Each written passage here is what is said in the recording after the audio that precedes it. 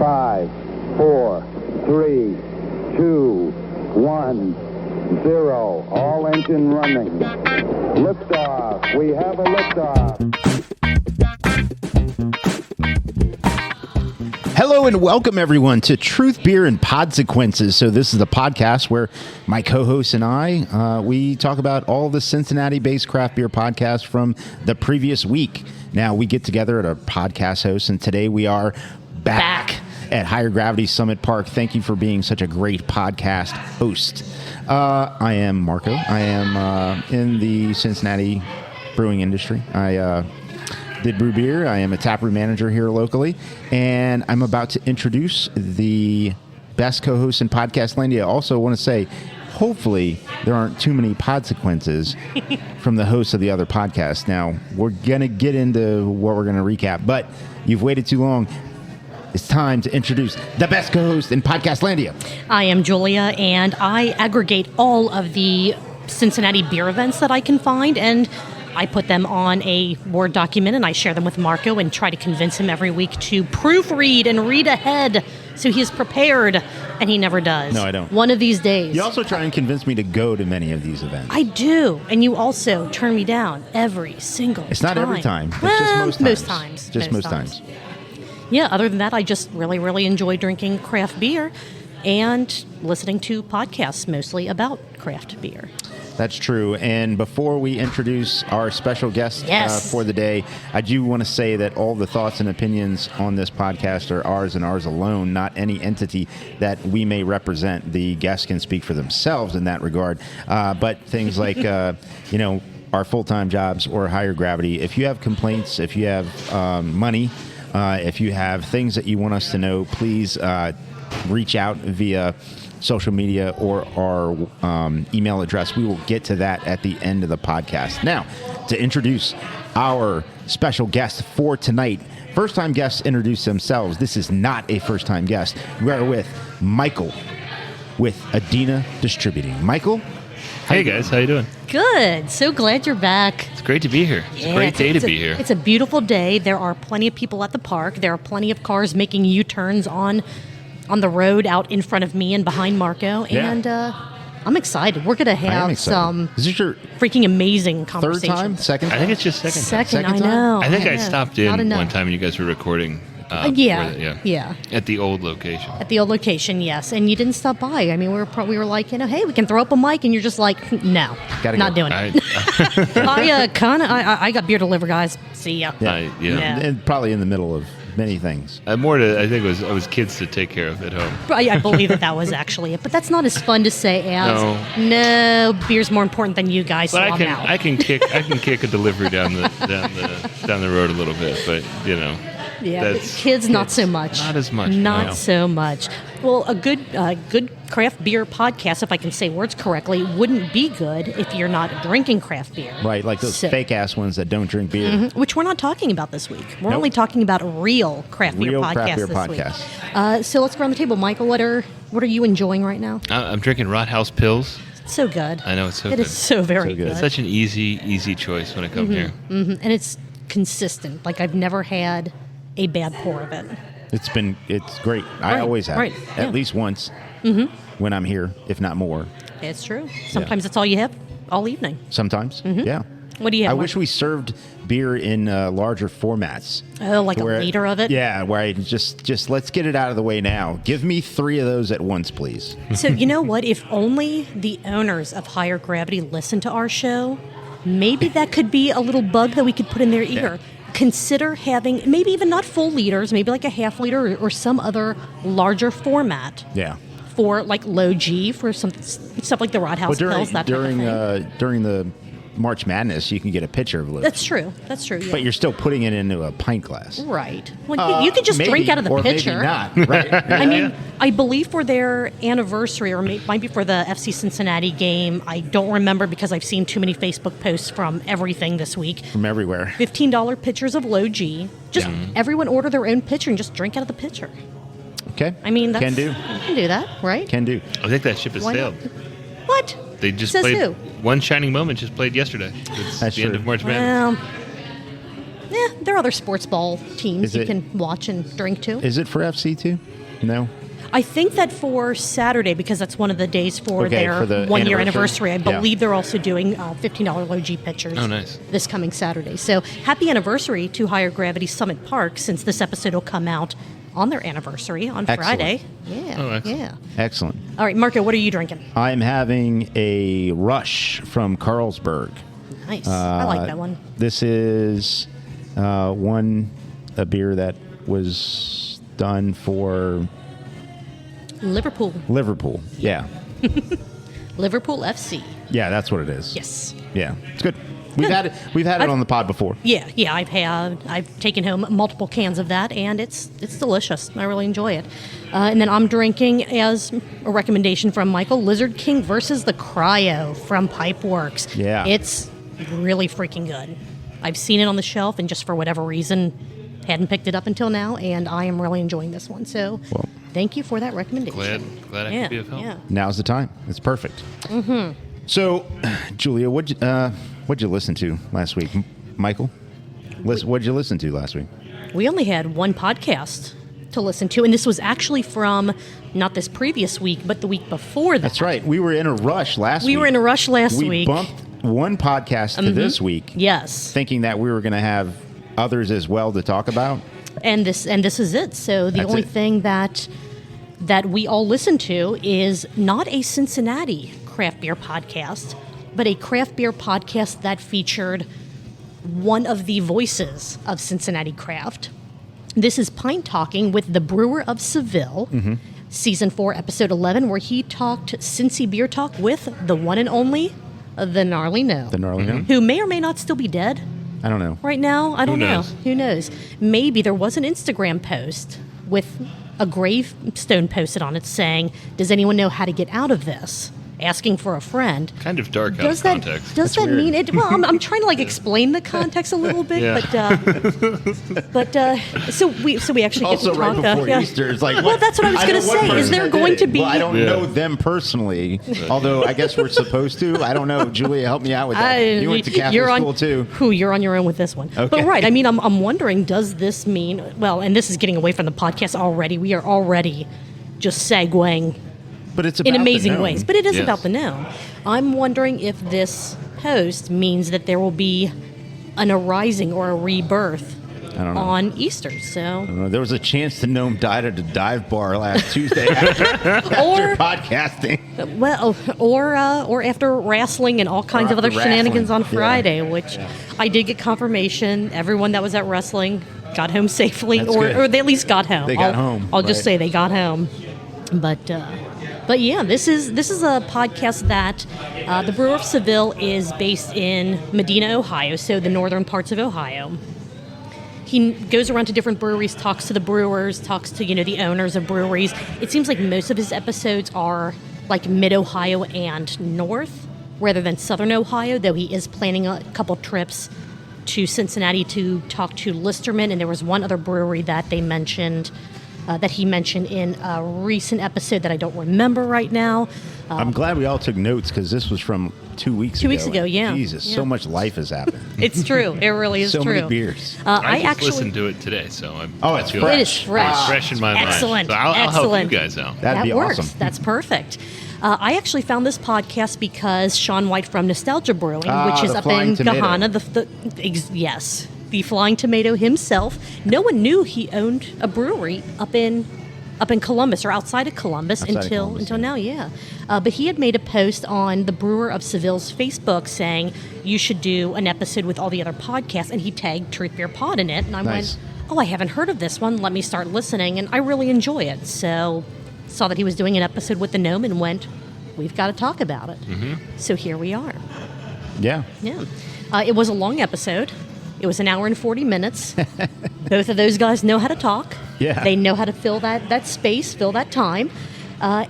Gnome got a couple of Cincinnati beers up to the Brewer of Seville so that they were drinking Cincinnati beer together while Gnome talked about everything Cincinnati beer. Yeah, for the most part, they were drinking the same beer at the same time. There was one off where they weren't drinking the same beer, which is, it's That's fine. fine. I mean, when you're doing these, remotely, Is it remotely or you, how is that? Virtual, remote? Virtual, Yeah, sure. virtually. Yeah, I Either feel like way. that fits. Yeah. Sometimes, that can happen, that sort of thing, especially when Gnome, out of the kindness of his heart, sent his last, can or bottle of something to somebody who he thought would really enjoy it. Yeah, did he say that he hadn't even had, was it all black everything? Was that the one that Gnome said he hadn't even tried yet? It might have been. Might have been. I don't know. I don't recall. My note does not have that. Your note does not. Neither That does sounds mine. familiar. I Yeah. just listened to it a couple hours ago. That Okay. sounds right. Very good. And that's what that'll be our truth. That is Yeah. the one beer that Gnome did not have and said, you know what? As much as I want to drink this one, no, I am sending it up north and having the Brewer of Seville drink this one instead. So the podcast took on a couple of different segments, right? So each beer, of course, is a segment, and then there were topics from the Brewer of Seville. But one of the topics, sort of early-ish, I mean, in an hour and 40-minute podcast, What's early? Yeah. if it comes up in the first 50 minutes, I guess it's towards the beginning. They both talk about how they became their persona. Yes. How the Brewer of Seville became the Brewer of Seville, yeah. which, spoiler alert, it's pretty much what you think. Michael, am I wrong there, Michael? No, he's got a mailing address in Seville, Ohio, and Which- he brews beer. Yeah, and There- Seville wow. doesn't actually exist. Shit, that's mind-blowing. It doesn't Yeah. really? That's what he was saying. He was like, well, my mailing address is this, but so I don't know if Seville actually exists on a map. I'm going to say it doesn't. Do you, do, Yeah. do you, do you I'm gonna say distribute no. to Seville? Yeah, there we go. No, I did not. There we go. He is risen. Oh my gosh. I'm not here. We're I think we've all just seen a ghost. Going back to what kind of we started with here. All right, so we're going to talk about. Jesus. This is the third week at Sandy's. Jesus Christ. You can say no, Marco. No. Add that to the list of things that are never going to happen. Never gonna happen. But anyway, so yes, the Brewer of Seville goes into how he became the Brewer of Seville. And again, to recap, shocker. Oh my God, you mean you brew beer. And you're in. Your mailing address in Seville. That's Yes. amazing. And then Gnome went into how he got into both craft beer and how he Much became more the Gnome. interesting story It about how really that is. actually Yeah. happened. Yeah. Although I never expected that twist about his wife at the very end there.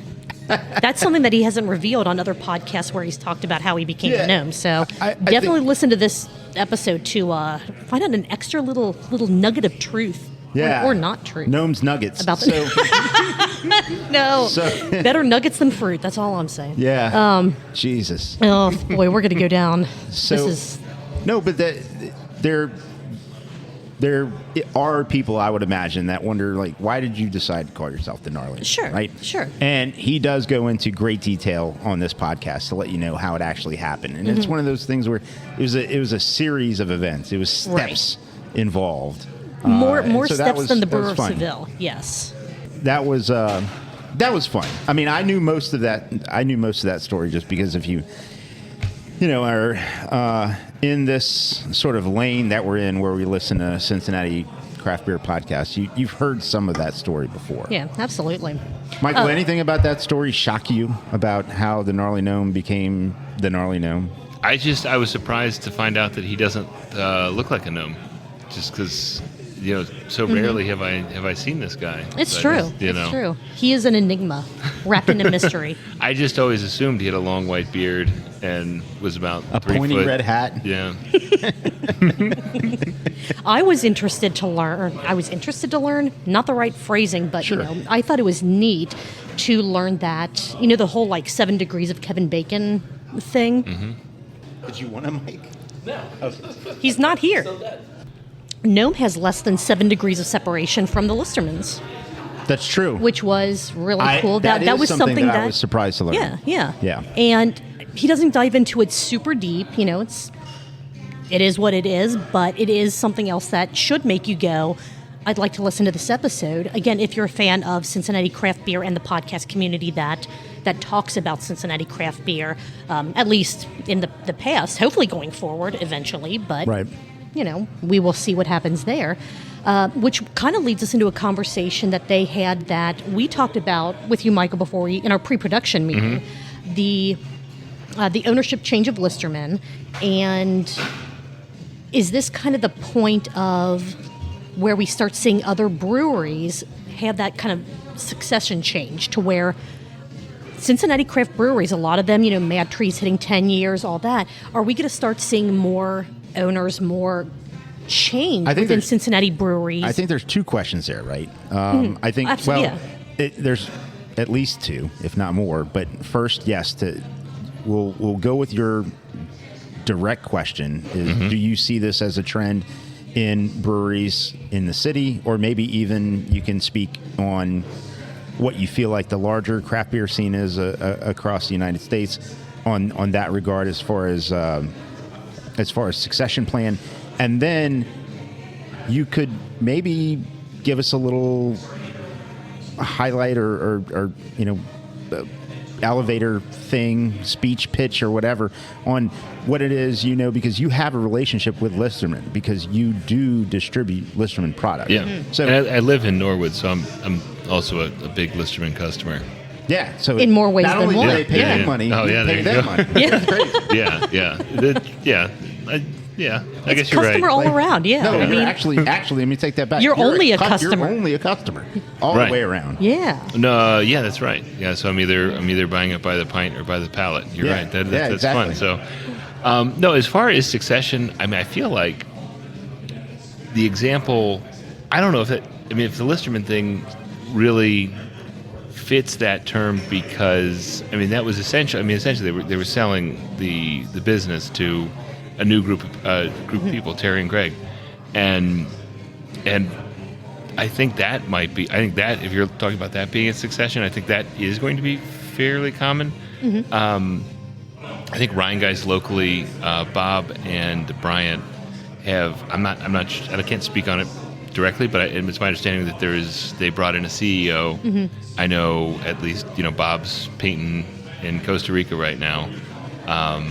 So I feel like that's one example. But Ryan Geist is, you might get tired of me saying this, but it's a little bit different than the rest of the breweries. Right. Because I think that Ryan Geist also they're on that path, or I'm not sure exactly where they are in the process of becoming either mostly or almost mostly employee owned. So that is a bit different than. Well, it is the changing of. Well, there's also just a gigantic. Just a different level of organization. Sure. And I think with some of these other places, I think that a lot of places that when we've talked about the acquisitions that say certain companies have made of other companies and stuff like that, that's probably closer to what a lot of these breweries are looking for as far as who's going to take the reins. It's really going to be not necessarily who's going to be steering the ship, but who's going to be, paying for the ship to stay afloat. And so, that I think, if I was going to say where craft beer is going, I think that's kind of what we're looking at. Okay. Because a lot of what the conversation was in the podcast was, do some of the owners pass the business down to their kids? What if they don't have kids? The kids don't want to be in the business. Then it goes to maybe another one of the, the employees, or does it go to someone from completely outside of the business coming in?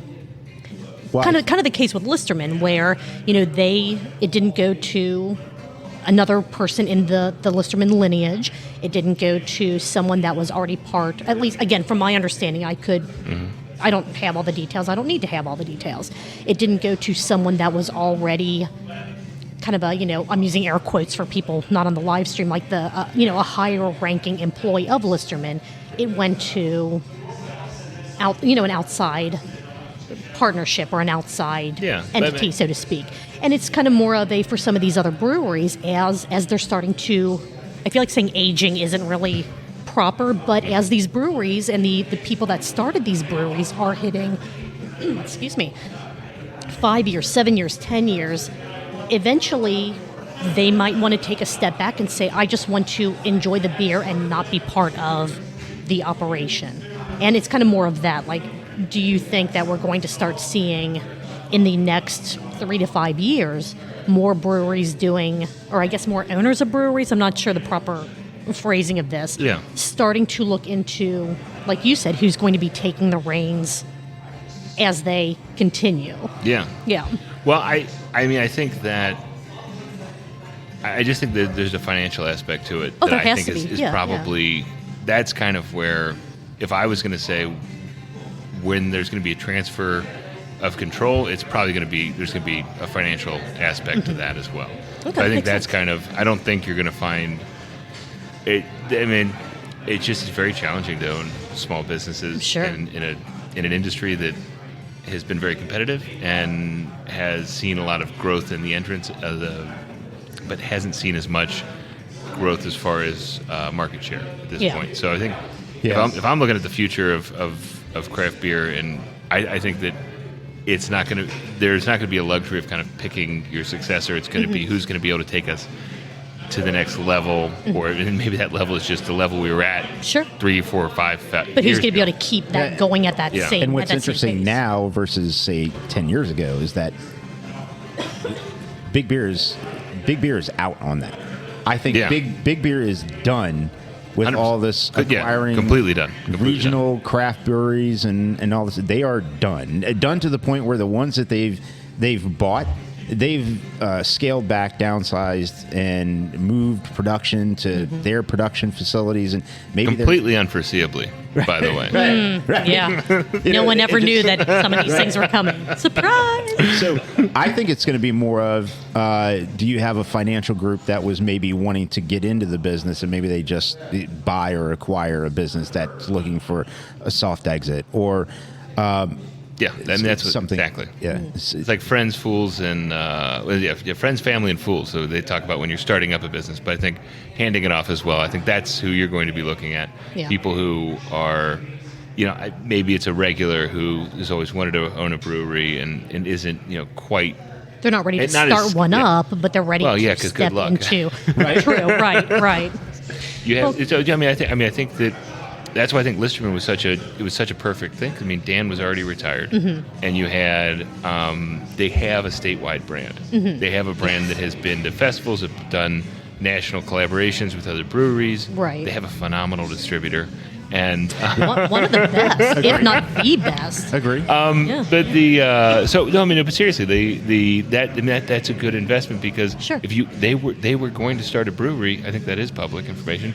It They basically realized that was going to be a huge challenge, and it was just it was a match made in heaven when it came to you have an established brewery that has frankly been able to make a name for itself. I think in the podcast they talked about how it wasn't just the guy whose name's on the building who Right. was running things. You had a lot of people who went to other places and who are starting their own breweries or if been a part of multiple breweries. You can look at the people who used to just directly work at that company, to say nothing of the people who were coming in and doing home brewing and stuff like that.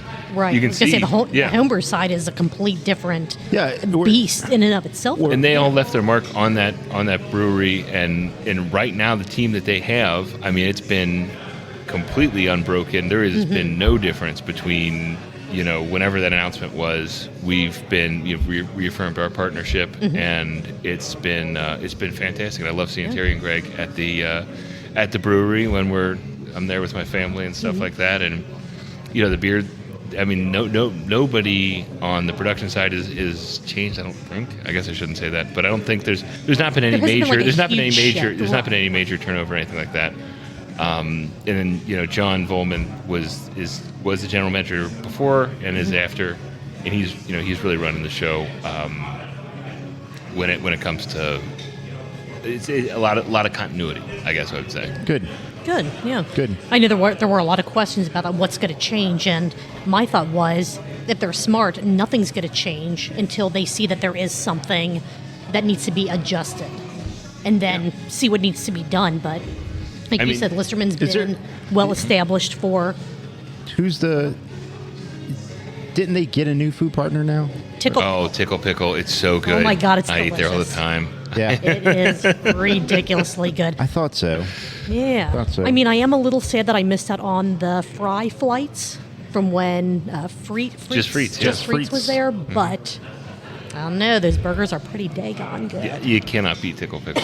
It's phenomenal. I eat there all the time. Like I always make excuses like, oh, let's have a meeting at Listerman. This is what you need to do for your flying pig training run. Yeah. You just need to go up to Oh, you're Tickle breaking Pickle, news up to the there. audience, by the Oh way. yes, so Michael's doing an event for the flying pig. It could be the 1 miler, it could be the 5K, it could be the 10K, it could be the half, it could be the full marathon. He could be doing the 5-way with cheese. You don't know. Right. But you should show up along one of those routes I'd during love to. Flying Pig weekend Oh, it's to such cheer him on. It's such an Yeah. amazing Don't energy. waste your time on mile 20, I'll tell you that. You'll be waiting there until the next day. They've taken, the roads have been reopened. It's like, is he coming yet? I haven't seen him. I don't know. Must have missed him. He must have just flown past. But that's what you need to do. That's your new training plan. Yeah, there you go. You need protein. You need carbs. Burgers provide all of that. Yeah. And beer And more. provides some of that. Exactly. What could go wrong? I mean, beer is mostly water. Yeah. And then, you got Then you have your water the and carbs. in it. Yeah. Hops, they're a vegetable. Yeah. If you drink some of the beers that are out there, none at Listerman that I'm aware of right now, there are beers that have electrolytes in them. There is, I'm sure Which that you can't claim, but Yeah. anyway. I was gonna say, the federal government true, frowns. kind of frowns upon that. I wonder if you could consider electrolytes or the sodium content for Urban Artifacts pickle to be a good during race or post race recovery method. During race. I know That that would I've be done that one or two times where it's like, yep, this a is little bit of happening. acid reflux. It's fine. Or it won't be, but that's What were some of the beers own. that they had on the pod? We talked about the Black is Everything. All Black Everything Black from Everything. Esoteric and their collaboration with Sorry about that. Elmatic. Good God. They had Listerman's Shamrock Shake Stout, Nice. which is delicious. They had Urban Artifacts. I am not going to say this name right. Bipiosaurus. Baypausaurus.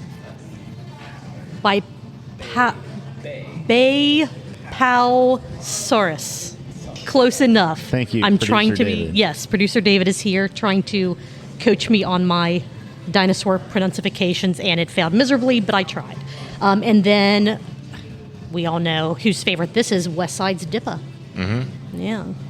Damn good beer. Oh, it's great beer. It's a fantastic beer. I was surprised that the Brewer of Seville had not heard of West Side. Yeah, that was kind of surprising They too. seem like, I think it's kind of funny. I guess they don't distribute, if I think about it, not super far north, but I do. I feel like they established themselves enough to where the name at least would have. Well, I think what it gotten up is to that we in Cincinnati, we do, since, and this is just a total credit to West Side Brewing, right, is that they stand out to us locally as a brewery that produces a fantastic product, a very consistent product, and they are very true to style. Mm-hmm. And off the top of your head, if you're gonna have a packaged beer it's like, hey, if you want this style, try it from this brewery and West Side. So they stand out to us.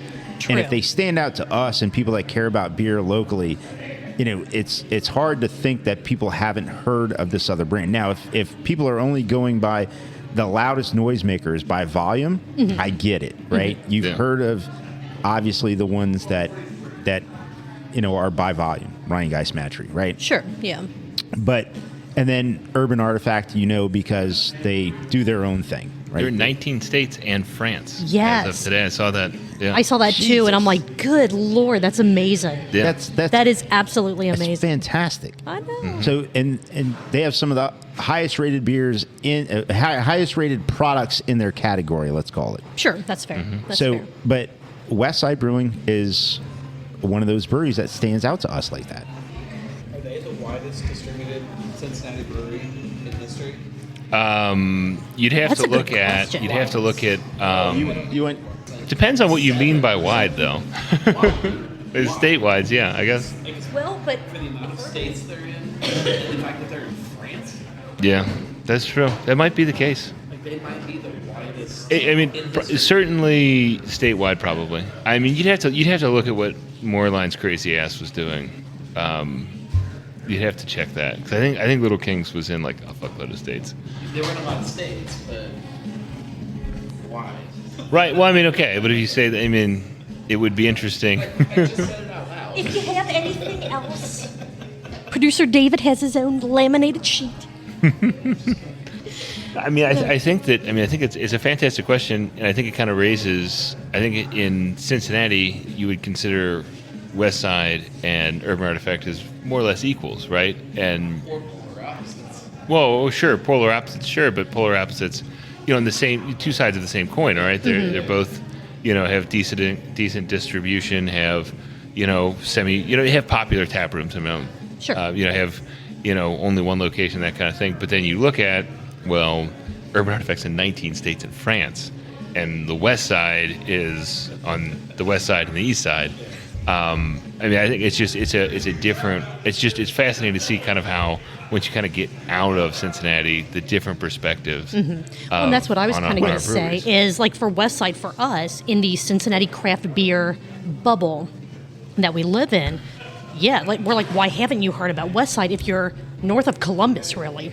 I don't even know north of Dayton, potentially. Same with, Brewer of Seville and the north of thing, Mason, and, I think. kind of north of Mason. Well, North anything Mason, south of yeah. Mason is downtown, so I guess, north of downtown. Exactly. That's an excellent way to go with it. But But but like the Brewer of Seville as well, just because he's saying, well, I've never heard of the bubble, the craft beer bubble, I'm saying bubble is in like a location and available breweries that he lives in, we've never heard of. Like the places that he's going, the Jolly Skull or stuff like that, I'm like, never heard of this place. Nah. But again, why, unless Really? they are distributing... I've heard of Jolly's Color. Yeah, okay. Well, you're but- better than us. But it is. It's one of those things but your that... business is Yeah. Yeah, no, that's that's true. 100% right. I mean, You have more that's what I have to opportunity. do, Right, though. sure, is but I have to right. look at it. That's where it's funny, too, to see, when I should know about all these breweries. It's always funny, like, just looking at Columbus, like, I didn't, like, how many breweries are in Columbus that I've never even fucking heard of before? Right. It's like, I'm in here, I'm up here once a month. Like, how am I not supposed to, I don't know about these different places that are opening up or in closing without me even knowing about them. Right. well. It just brings a thought to my mind. If West Side wasn't on the West Side, if West Side decided that they were just going to drop themselves in the middle of Westchester, would they get lost in all the beer that comes from the East, or do they stand out versus High Grain versus Nine Giant versus Sonder? Do they stand out? Their beers stand out to the point where they would still be that recognizable and that just go to if it wasn't that they were on this at one point this island on the West Side. I think Good it is a question. combo, though. I mean, I feel like they did get their name out there pretty well, even more than just on the West Side, at least as far as in my world. I feel like they had a pretty good distro, almost from the get-go, draft, package, all of it. But on the other hand, it's not as if they aren't. It's not. I don't think they're immune to getting lost in the shuffle now. I mean, I think that, and again, the fact that they're not really getting out of the city, and the fact that you look at the shelves, and I mean, I don't think they're doing pretty well. But I mean, at the end of the day, it's like you still have, where do they fit? Where do they rank on a top 10, top 15 as far as just size and that's not my question's not a knock at them, and it's not a knock at anybody else. With all the breweries, the Narrow Path and Common and all these other places. That's what I was going to bring up. That's not a knock on them. It's just a hypothetical question we never know the answer to. Is if they didn't come up when they came up, if they didn't start when they started, and before probably the latest wave of craft breweries, would we talk about them in that same way? And at least for me, I know that even though I don't frequent the West Side, I will pick up West Side cans when I see them, when I'm interested in whatever strikes my mood on that day, whether it's Dippa or some of the other offerings that they have. I buy West Side beer living on Not on the West Side. Not on the West Side. Yeah, I do think the quality, the kind of clarity of style, the marketing, I think all that would help them stand out. I think there's a lot, and I think we could find a reason to like we could find a reason to. And the neighborhood thing, I think, is part of it. Yeah. And the I way know they that fit with the neighborhood really fits with the whole their entire reason for being. Yes. And I think that would be true whether it was on the west side or if it was some other neighborhood. It is probably the case that being in a neighborhood that has zero competition for a long time, and frankly, being next to neighborhoods that have zero competition probably helps a lot. It does not probably help that culturally a lot of those neighborhoods are probably not the perfect fit for craft beer. So you kind of are giving and taking. There's a reason why there hasn't been a giant influx of craft breweries west of 75. I say that as someone who grew up and was raised and lived in the west side for most of my west side until I went to college. And then you managed to get out. But I still go back to west side just because it is right where Actually, shoot, I don't think I have a lot of family back there anymore now. But, we used to do that. That causes a problem, though, with looking for if you want to expand to a second location. I mean... Well, I thought they have a west side? They have a second location, right? That's being in planning. I guess I don't know. Is that top secret or did that fall through? Okay, I don't know. I heard about a second location that seemed... I'm still waiting for them to open up a rooftop bar on their current location. They've been talking about that for a while. I haven't heard anything about that. I'm just trying to think if I ever saw cars in that building when I was driving. Oh, I did, to school or something like that. That and when it was the Honda deallership and all that. No. The old Westwood Theater. That's what it was. Yes. God, I remember going to movies at Westwood Theater on there, and you would walk past all that, past all the ATVs, past everything. The old, it was the old Woolen-Weber, wasn't it? Yeah. Well, my God. Yeah. Yep. That was. I was a tiny little tyke back in the day. But the. I don't know.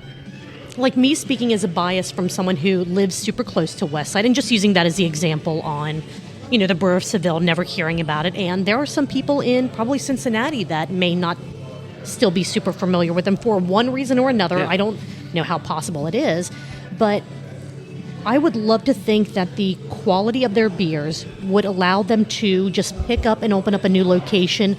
Let's just say in Seville, in a completely non-Cincinnati location. Really? And the quality of their beer would allow them to maybe not become one of the most popular breweries in the area, but would still make their name if they were on the east side of Seville, would that work? I don't know. Right, exactly. I don't know. But again, I have that bias, so it's hard for me to look at that kind of a situation of, well, why didn't the Brewer of Seville know about them? It's well, yeah, but what about the breweries that he goes to? Some of the best breweries up there that we have no idea exist. It all kind of ties back into itself. What is this? I can't read that. Oh my West gosh. Side versus Mount Carmel, both local neighborhood spots, both style focus. Why so different? Just timing. Is that what that says? That's exactly that. Okay. Yeah, I think you answered your own question. I think. I think you answered your own question, and timing and startup capital probably. All right, so producer David asked a question, and then what we're going to do is Marco and Michael both need new beers, and we still have half of a podcast to go, so we knew that this was going to be an amazing show with you being on it, Michael. But one question that will that producer David posed before we take a quick break. Let's say two breweries that are community focused or neighborhood focused, however you might want to say it. Neighborhood in the name, I guess. Westside Brewing and Mount Carmel. Yes. They're both those local neighborhood spots. Both are style focused, so not what's the hype beer, but actual styles. And notably, do not make names for their beer. They just correct, say right. They just say this name is the of brewery, style. name of style. Right. Why are those two breweries so different, or are they really? Is it more of a perception, or is it just timing that Westside seems to be? I don't want to say sticking around more than Mount Carmel. It's so weird because Mount Carmel's older than most anybody. Right. And, I think it is timing. Okay. I think that just Mount Carmel is on a more advanced life cycle Okay. And Yeah, I would agree with that. That's- I yeah, think that sounds fair. basically, That sounds and I think also like just fundamentally, Mike and Kathleen Dewey started 2006. That was they did not start it with a giant wad of cash. They started it very organically, and then just kind of let beer build that company, and then shifted where they could make a reason, just where they felt that the business. So you started to lose a little bit of distro, started to have a little bit, bottles weren't as in trend. They didn't want to get the cans, I guess, and they, we've kind of found themselves at a crossroads where they needed to find a way to have the business work for Mike and Kathleen. And I'd love to hear their version of this story, but probably my understanding is the decisions that they made were the result of being in the business for a very long time. And having really earned every single bit of the success that they had, and just kind of decided, all right, this is what's going to work for us. With Westside, I mean, they opened up much later in the in craft beer. They kind of opened up while there was still that big craft beer boom where everyone they opened wanted up with a ton of new. money. Yeah, I mean, it's just objectively Sure. a lot of money. Sure. Yeah. And they, they're still on, frankly, a learning curve where they're still finding out what works for them and what's going to be successful or not. Yep. And it may be the case that we talk when we're on Truth Beer Consequences 2028. We can talk.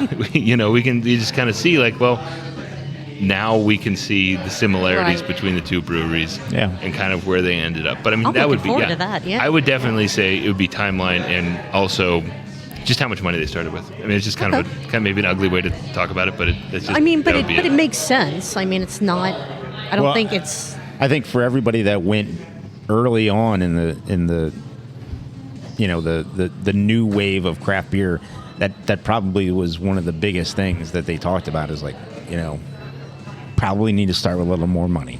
Yeah. When they say, what do you wish? Well, I wish I would have started with more money. Yeah. Maybe in 2028 it'd be like, wish I wouldn't have started with so much fucking money. Right. There we go. Yeah. All right, let's take a quick break so you guys can get some more beer, and then we will finish up the second half of the Brewer of Seville Pint Talking with the Gnarly Gnome. Fantastic. All right. Oh my God, we have made it back. And we are 30 some odd minutes into this, depending on where I decide to cut things. And we still have, probably we can get another 30 minutes of discussion in about the second half. Don't challenge us. Oh, yeah, don't threaten me with a good time. With this episode of Pint Talking with the Brewer of Seville. Let's see, we stopped with talking about Listerman, about the potential, are we starting to see, or will we be seeing an influx of like change of hands in ownership as breweries start to get older and more established, and the original owners, the original people that set everything up, start wanting to either retire or move on to different projects, what have you. The next thing that they talked about was not about new ownership, but new locations. Right. 50 West opening up their new location in Deerfield Township, which is a lot closer to the Brewer of Seville than their current location. Well, I guess Centerville's a little ish. So much closer. Ish. I mean, it's technically farther north than downtown, so I mean, wouldn't that be closer then? Okay. Yeah, Sure. I mean, during rush hour, it's an hour closer. There you go. There you go. Unless you got to fight that Fields Earl traffic for any reason during rush good hour. Jesus. God. That's a mess. Absolute nightmare. Absolute nightmare. It's a mess. It's going to be over there by the Panda Express, which don't even get me started. They don't serve Panda. It's You know what? I bullshit. thought that. So, what do you think Panda would taste like? Do you think it'd be more on the steak Rare. side, more on the chicken side? Yeah. Oh, Yeah, hey, that's right. damn.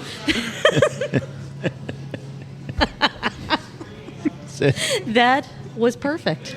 That was absolutely Little perfect. side of some Oh my god! fried rice and boom. Bamboo shoots. Yeah, You- bamboo shoots. And baby corn. Why yes, is there the anything little got the baby little baby corn in it? Yes, yes. I mean, why not? Is that just they pull the corn early, or what's the deal? Interesting. So apparently, producer David did the Googling. He actually did the research for us. And apparently, Panda is most similar to pork. Okay. which you would not want rare No. in any way, shape, No, or no, form. no. So it tasting rare might be accurate, but you don't want it rare. You don't want it rare. No, but no. It's a rare You experience. don't want that trichinosis or whatever that Ugh. with the. Yeah, I think that's Pretty much bred out of the pigs at this point. You're not going to get that from undercooked pork at this point. That's nice. Yeah, No. just to let you know. So The if it's victory for factory farming and, That's right, correct. and GMO. And GMO, exactly. so you if get it's to live. I mean, so if Yeah. it's similar to pork, are we going to have panda bacon anytime soon? I'd try it, Yeah, why not? Michael. That could have been good on that BLT you had that for could have been lunch. nice. Oh, yeah. no kidding. Let's see, what else do we have? They talked about some festivals. The Gnome actually confirmed that Bachfest is his second favorite festival after missing Link Fest, which I thought Bachfest would be number one, but he's like, no. And not even after the own festival he curated and planned, but I think that was That can implied happen. that was number 3. I mean, yeah, as implied. So I know that we ran into each other, Michael, at Yeah. Missing Link Fest, which Right. was an absolute riot. I Absolute riot. am not going to. It's vis-a-vis, Mark. You have to get like actual water. It's not dry erase. It's not dry erase. Poor producer David is being foiled by the laminated show sheet. Flip it over right on the other side. Yeah, it's fine. Just flip it over. Absolute amazing It's like time. toilet paper. So- Use both sides, damn it. Oh, ugh. It's efficient. It's wrong. Do you fold or do you crumple? Doesn't matter. You do you. All right, fair enough. We'll let that one die where it is. What festivals? I don't think they talked about what festivals they had up in the northern parts of Ohio that the Brewer of Festivals Seville. haven't made it there yet. That's true. well, they have a beer week up there. They got Cleveland Beer Week. They have freaking Winter Warmer Fest in like March. It's no longer winter. It's the winter. that's He's like, dumb. oh yeah, I'm gonna be going up to Winter Warmer Fest. I'm like, it's fucking March. It's so warm. It's not even I no. don't understand. Yeah, Why do they do you that? Stop selling. I mean, I guess maybe everyone has they all the just winter plan it warmers for they the- couldn't sell, and they're just like, here you guys Let's all go. get together and do this. Because at first I thought maybe they're planning for like the next winter, but then that's not what it sounded No, like it's at not all. it They're at like, all. no, we're celebrating winter, and I'm like, They don't want to get out when it's really No. cold, so once it's slightly less cold, they're like, all right, everyone come to a festival. I still say they should have it in the fall to where it's going into winter for the winter But that's warmer when too we much. fest. actually have the But- beers Yeah, available, right? and they're that's- fresh. The fall is when the Dude, winter plan beers better. come out. Plan better. I actually used to do that though. When I was in my 20s in the beer industry, we used to get like the closeout seasonals and Yeah. just drink them the following seasonal. That's what's so messed up about Cincinnati. Like, we make Bachfest, and we're like, yeah, like we know that you're not going to be able to sell this Bach beer, but you make it. You and make we're gonna it make anyway. a festival, Yes. and you have to serve it here, and like you have to have your beer here if you're really a Cincinnati brewery. And we know that you're not going to be able to sell it afterwards, but we don't care. Like, you have to make it. You gotta be part of this festival, and then you're on your own. But not Like, only it's- that, what's fucked up about Cincinnati and craft beer is we have that in nice. We have that in March. Justin. Not even 2 full. Well, I guess. I swear to God. Did anyone This else is- hear that? No, I don't. I'm not going to edit it out because I don't feel like taking that much time to do it. But not even. What's that? March, April, May. Not even 3 months. So less than 3 months, 2-ish months from Bachfest, from where we say, we need you to brew a beer for a festival. The beer is going to sell for 2 weeks and then not again. Now we have Missing Link, which is becoming a bigger and bigger thing. It's still not, the level of Bachfest. I don't know if it ever necessarily will be, but now there's a whole next level of, we also need you to do this that might sell on this one-day festival. I mean, But you we can want sell- as many yeah. people to do it. You can still sell it outside of that. What you do is you sell it before, and you hold the stuff back for the festival. Like that, I always tell our breweries that are doing box, like, get them to me in January when nothing sells. We'll see what we can do, and then at the very end, we'll hold these back for Bachfest, or And you then- can hold them hold them for Bachfest, and we'll send them in. But no, I mean, Bachs are tough. They're very tough. They're so good, and Bachfest is so fun, but it is an ever-present challenge that that you're basically the second that the sun comes out from behind the clouds, no one is going to No buy one a is going to bock. buy it. Yeah. No one is. It's just even if it's 35 degrees, if it's sunny, people are like, Nope, we're done with spring this. is here. We are going to the patio. Open up the rooftops. know. Give me the summer shandy. I'm it's weird. summertime. It's like the sun is out. It's still spring. Keep on giving me the box. I love it. I love it. It's Yeah. a spring beer. So what? And not that I don't. Are there any missing link beers in distribution or that have ever hit distribution? I say this like West been Side. around for years. We've sent a. We've Oh, sent that's a few right. out. That's right. West They Side. did. Not yeah. like major So- distribution. So what? And Urban Artifacts, they definitely they did that. Thank you, producer David, for that. What sells better? Like not that you're necessarily involved with. I don't think I'm not really I don't involved think with we, beer breweries, but selling. it's like- Yeah.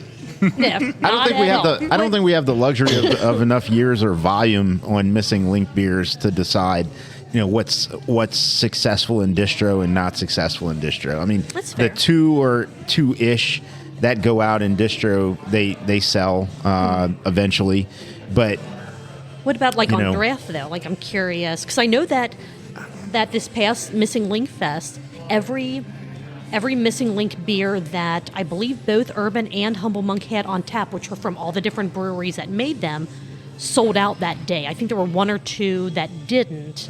I think that But I speaks don't know more to that- the amount of volume that they actually More volume than That's- actual. The festival did, and it was brewed for the festival. yeah. Yeah, that's true. That's true. Which is harder to sell? Like just like speculate. Like you gotta I Which is harder Bach. to sell, Missing Link or Bach Bach? beer. Yeah. Bach is or much missing- easier to sell. You think? That's what I would not think even close, not even too. close, Yeah. not even close. Missing Well- Link, you can kind of cheat and like call it something how else, special and this like is. you can. It's a Belgian inspired something. Yeah, you can't really You're cheat. not You can't cheat and wrong, call it but- a hazy IPA. So No. So you can cheat and call a Bach a hazy IPA? no, but people know what a Bach is, Do and like they? it'll work enough. In Cincinnati, Who's that guy? we don't know. We just ask a random person. Excuse me, sir. Sir, can I ask you a question? Sure. Do you know what a Bach beer is? Yeah. See?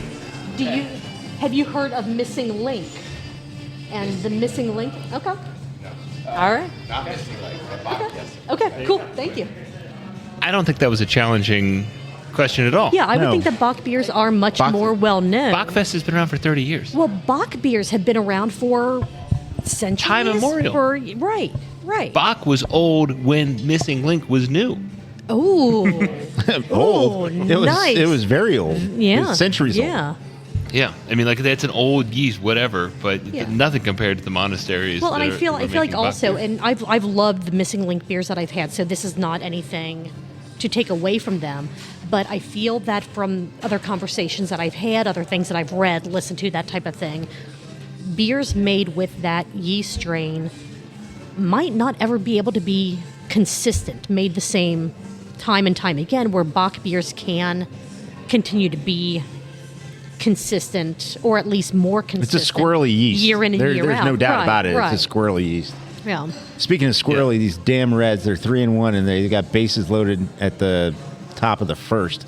Don't go in a damn hole here at the fucking top of the first. We are entering the season where Marcus starts randomly screaming about the Reds while we're recording. I'd like I've to- missed this. That's like, okay. yeah. But no, I think Bach is people know what that is, and it's I would it's, agree. you can do, we do okay with it. Wooden Cask has a good Bach. They do a Mm-hmm. Heller Bach. I mean, we used to do with Hofbrau Maibach. There was a little We bar don't say the called, name around here. No, I'm kidding. with Out of respect for. There was, they used to do Hello. a Mayfest at Madeira Inn. Used to have a Mayfest. They used to get Maibach on, and I always thought that should be the next festival. Is that people should start doing Mayfests with Maibachs, which I don't think people know this. It wasn't really a Maibach, but Dead Guy Ale Yeah, was yeah. claimed to be a Maibach. Started as a Maibach, whatever you want to say. Dead Guy Ale? Yeah. Is that from Rogue. Yeah. Rogue. Yeah. I did not know that. Yeah. That's I got so drunk one day on Rogue, and then I was chasing it with Red Stag. Oh, Red That's pretty Stag. Red Stag and Coke When tastes Rachel like Dr. when Pepper. Rachel listens to this, she's gonna remember the day that I had to get helped into the house, and then there was a lot of cleaning involved. I just Oh wanna say. no! God. No. Yeah. Oh man! All right, let's move away from Bach and Missing Link and go to something else. Michael, any day where you had a lot of cleaning involved? I got a 4-month-old. I was going to say with kids every day. Okay. Oh my God. So speaking of cleaning, Yeah, what you got? or maybe more sterilization, I don't know. I'm kind of afraid to dive into this at all. Okay. Brewery strip club combos. Yeah. Yeah. Pints and Michael, you've pinups. been there, right? No. Oh my! So apparently this exists, and A it's clean space exists in a strip club, and that's where they brew. Does You know what? it though? Here's what I'm saying. Like, okay, From you the guys want to conversation, like? right. I'm sure that that is like there are dirtier breweries in that strip club. I'm sure. Okay. Oh, probably. Oh, okay. Well, Like, you for don't- one, they probably brew a lot more, so that's way more. Speaking of yeast, no, It's- we're not going into yeast conversations. When we're Jesus. talking about That was a thing. Look it up. Somebody did it. this. We Just found saying. a wild yeast strain at the strip club. No, we're not. No. Good Lord. But Cancel. so That's what infects beer. right. Strippers. Maybe this was a bad talking point. It to was have in the the middle. episode, It, though. it was in Could've the foreseen. episode. I guess. Could have foreseen. So, and yeah, I absolutely knew what I was getting into. But then once I actually got into it, it's like I don't know how to remove my foot from my mouth. It's impossible. So it's we're just gonna run with it. So It's a- this is a real thing. Like y'all Yes. need to listen to this episode. This Yes. is truly a thing. This place exists for better or worse. Yes. More on the worse side, I would. But the other thing is imagine. It's there's hard a- to say because I feel like it's weird because, as was pointed out in the episode, getting a brewing license is sometimes a way to short circuit the process of getting a liquor license. Right. And people do it. That happens. Mm-hmm. I know it works well. Sometimes, whatever. It's just Yeah. just a factoid. You don't even know about it. Well, and does sorry, But go it's ahead and weird. finish. It's weird. Like, and like it sure seems like that was a big part of the motivation as an outsider. But then Yeah. they pointed out that they also are part of the guild, are on the Yeah. passport. Yeah. The name isn't like just some generic stripper That's- name. no. It's pints And and pinups, pinups. which seems to kind of imply that there's going to be a focus on both the beer and the other part And the of other attraction. Yeah. extracurriculars, yes. So I think that's what's interesting to me is but it sounded like it's, again, I've heard about this. It's kind of a folk legend. Well, and- apparently it was confirmed that it's not just lore. No, I mean, it's It's- real. it's definitely- a real thing. But yeah, and it Sasquatch sounds like exists. It doesn't, yeah, it sounds like it's like it isn't, like if you, the actual premises is not a blend of a brewery and a strip club. Right, and but that's it's just a strip club. And that's what I was going to ask. Yeah. Like, for them to get kind of a brewing license or whatever that is, could it be someone that is home brewing in an attached building or something that's not even like officially part of that, and they're just saying we're selling that here? Does it actually mean they have to be brewing Well, on site? Like, okay. I like mean, people. where you know what I mean? People get It's- B1 licenses and A1 license, A1A, A1C A1A. licenses.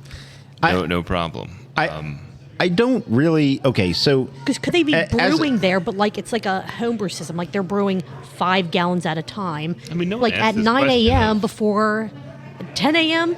10 gallons. 10 gallons.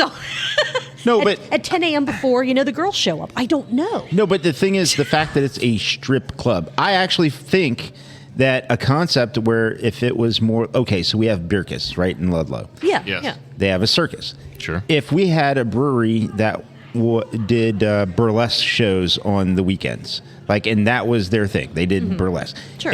It's a totally different vibe, and it can be more hipster and all this, and it could be something that would be cool. And maybe they did other things like other shows, Sunday morning drag brunch or whatever it is. To me, that seems more craft than just a flat out Strip club. strip club. I would agree. I'm with not that. saying you can or you shouldn't. I'm not Right. saying you can or you shouldn't, partake. But to me, What's the? that concept seems more in line with craft. Yeah, I agree. I think that I feel like the pies and pinups concept, and as Pints. this Pints, pints, yeah. No pies. no pies. Oh, now. Hold on. You didn't get. Nope. All right. I won't Yeah, do that's it. against state law. Oh my god. Okay. That's not the lowest rating I've ever seen. Oh my gosh. Producer David was showing the Untapped rating. I think it's like that would put it at like But they're definitely still making beer. Like that's what's so crazy to me is like I understand like the weird liquor license thing that some places do to open up a tap room. yeah. I mean, they're making without more having- beer than most. They're making actual Secondary beer, look, and so like yeah. I was looking and like they made recently. What are some of their beer names? They're not that. They're not? Oh, okay. No, Okay. like it's not even like what you expect. Not as stimulating as you'd imagine. The recent check-ins are raspberry IPA, and there's a strawberry ale. Okay. Strawberry. People like the strawberry ale. There's a lot of those check-ins. Yeah, a lot of strawberry. Another IPA. Yeah, but like the names aren't. As pinup or as. I mean, they're not getting great ratings as far as beer goes, but people are checking in like actual Beers from there. Okay. that have been like brewed recently. Like What it's an not like what an amazing decision. not fake. to be. You're going to a strip club. You are buying the strip club's house ale. You are signing on to a craft beer app to check in that you are at a strip club, right. buying the strip club's beer, and you are not alone in this. Other people have done it. Right. Well, you're not going there What a for. wild You're world not we live going in. there for It's the amazing, isn't entertainment. it? It's like fantastic. It's like the whole you get Playboy wonderful. for the articles kind of Right. thing. I'm there for the beer. I'm not there for the girls. Sure. I mean, Of the course. articles are incredibly well written. However, you get a little bonus, to Well, they took the whole concept of some of these other restaurants, and I'm not going to use the term, and they just took it to the step that turn it up to 11. turned it to the next level. Right now, I'm not. I mean, It sounds like the strip club is brewing more beer than many other locations that have Right, an and- A1C license for the same purpose. And kind of like what you said, Marco, with like using burlesque. Where is that line that's drawn between making something craft versus making it just like a cheap gimmick? You know what I mean? Like where is that line?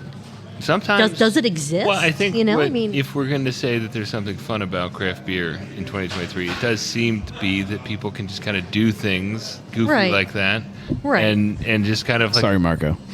Keep taking your mic. what's this voice? It's just a guy. If I want a strip club, and if I want that strip club to exist, Right, I want them to make their own beer. right. Like that, they might be Only my, one strip club is doing what They- you feel they- all strip clubs. they- is might- it the strip club making the beer, or is They it the might be my- brewery that has the strip? Like which comes first? no, the strip club comes first. Unambiguous, it seems to be the strip club, yeah. Okay. But they might be my favorite strip club because they make their own They beer. make their own beer. And that kind of means something. Yeah. Sorry, let me give you a microphone. I mean, You need a microphone. it's all right. I have others, but we it's have fine. more mics, We have but more. this is- Yeah. I'm set up ready for 6. Just saying. Yeah. But anyways, It but would- no, I agree that to a larger point that if you're going to have a service industry business and you have the opportunity to Is that a strip club? Service. Making sure we're all on the same page. yeah Sure, we'll go Sure. with that. sure We'll go with that. It's not manufacturing. Jesus. I mean, but yes. I'm You keeping my better work. opinions to myself. But so, but why not brew your own beer? Why not? Sure, right. And that's what I was saying. Like, is there a line? Like, where is the line, or is there a line between, like, again, look at Bierkus, look at, Well, the BMV should not have their own brewery. No. Should not. why Well, I mean, not? I don't know. Dude, Oh, that would make my trips there so much better. No, I actually would you- love that, but I don't think that should It's exist. no. But here's the deal: would you drink more beer if the BMV had a brewery, or would you would just drink more beer at the BMV than where you're drinking right now? This is a philosophical question. No, That's- you're right. It really You're right. is. No, you're yeah, right. I mean, you're like, not wrong. No, I don't feel like. I mean, for me, I am at peak beer consumption right now. It's not going to go anywhere for me. Yeah. And I think a lot of people are at that. Like, we're like, I mean, I own a beer distributor. I feel I like to seen. go to their places. I'm no place. You cannot invent a place that's going to create more beer drinking for me. Yeah. It's never going to happen. Like, it'd be like, if it's a cool place, it just means You might- some other place is not going to get my beer drinking. And That's I feel fair. like that's that's kind of where we're at right now in the industry. Well, I mean, Like, we've gotten just to like if the BMV starts doing beer, that means that the post office is not going to get my pints anymore. Well, I mean, there's certainly a lot of a lot to that, right? I mean, you can go to the zoo and grab your beers. You can Go to Jungle the Gyms, zoo is you a can go top to- 5 pint location. By you go to the way. zoo and grab your beers. You can go to Kroger and grab your beers. You can go to Jungle Jungle Gyms. Gyms and grab your beers. You're grocery shopping with beers. I mean, So much better to grocery There's shop so with a many beer. opportunities to have your beers at places, and I think some places are trying to be creative with where. That is a good point that producer Dave is bringing up as far as like beer consumption. All that there are still a ridiculous amount of people that still drink macro beers and kind of only macro beers. to where Well, that's where the growth potential is. That's You where the think growth so? potential has always lied in trying to expose people to the craft beer that just don't. But I feel like we have exposed those people, and they've passed. I mean, That's my opinion. If you say, the BMV only sells craft beer. Right. Everyone has to go to the BMV at some point. Right. So therefore, boom, you might make them a craft beer convert. I do agree with Michael where we're so into this new craft beer wave where there's a generation or two where, I mean, Michael's kids are very young, but they're going to grow up around craft beer. We've got a generation that 10 years ago was, 11, and now they're turning 21. Yeah. Right, And they've right. been exposed to, their parents having Rheingeist in the refrigerator and, Mad Tree in the refrigerator and all these other things. And so we have exposed all of them. And I think, unfortunately, is what's happening is there's so much now widening the spectrum on what they can have. And a lot of times they're choosing just not to have craft beer. Or even not so much that, and I forget if this was a Cincy Brewcast episode, but there was some podcast that was talking about something similar to where for the generation that is turning 21 today, within the next 2-3 years, 5 years, what have you, is, and this is just an example, is Rheingeist the new, grandpa's beer? Oh, this is what my parents drank, so I don't want to, you know what I mean? But it is. It's Yeah, like if no, that's sure. all that they were exposed Old to. Grandpa Jason is Right. he loves his Rheingeist. It's, Yeah. Right. Yep, So I what mean, I'd is say that is- going to? I don't want to say that'll necessarily turn that generation more to the macro beers because again, that whole cyclical, No, what's I- old is new again, blah blah blah. But what craft beer is to us, it's not going to be that same thing to the newer generation, at least to the same extent. I guess. think you're. It won't be like for me. It felt when I was, for me, my grandpa's beer was craft beer. Mm-hmm. So for me, I mean, like it was not. I mean, it wasn't a Ninja versus the Cryo kind of thing. Yeah, yeah. But I mean, he was drinking Sam Adams. Sure. He liked all that stuff, Christian Moorline, and so. But it just tasted good, and it was available to me, so I liked it. Yeah. Well, I mean, but there was- tying back to the podcast, I mean, the Gnome's kind of introduction to beer, or at least what he really started with, was craft beer and bringing that craft beer Yeah, Mount Carmel. to the parties, To to the parties. everyone else. But- Oh, it was a huge thing. I mean, I think that it was so interesting to hear them talk about like bringing it and being like, I'm the guy with this beer. Right, It was a huge part. I right. mean, when I turned 21, I would buy Natural Light, of course, for my underage friends or Your completely legal drinking age friends. My friends who were legal in other countries. Let's There we just say go. that. There we go. But no, we'd get that stuff. But I mean, like, you would just always get a 6-pack for myself that was just something that was interesting, something that was more, had some kind of story behind it, had something that was differentiated. Like, it was a focal point. I mean, like, it was like Brooklyn. CBC was big back then. I mean, those were the kind of 6-packs I would bring. Sierra Nevada, Molson, for whatever reason. I got a lot of Molson, High Life, but that was just because it was honest beer at a tasty price. Sure. But you would do that, and you would take 6 for you, thinking these were my 6. Yeah. And then you were happy to go ahead and let other people experience that. And then as that friend circle or whatever that was grew, you understood, or I would imagine came to understand that, hey, enough people like this that I better bring more than 6, because I'm not getting my full 6, because now other people want this stuff too. Yes, which is great. Which wasn't, we're talking a long time ago. You've always been evangelizing about this product or this space. Let's say that. I think Noam talked about it too. But it was like the differentiation was fun too. It was like, here's this beer I'm drinking that you can't drink because it's too high ABV. It's too dark in color. It'll scare you. Yeah. You know what I mean? It has some kind of like quality that you just don't expect a beer to have, and that'll fuck you up. It's not fizzy yellow water, so you're not going to know what to do with this. So there's never been a television commercial about this. You do not know how to process it. I think that was kind of what was fun about it. Now you do see craft beer as being a little bit more of a culture. I don't know. I mean, I think that's kind of like in the margins. I think the craft beer is more or less, you're going to be new people are going to come in and old people are going to leave. It's going to happen. Yeah, but I mean, don't point at Marco. Jeez. Yeah.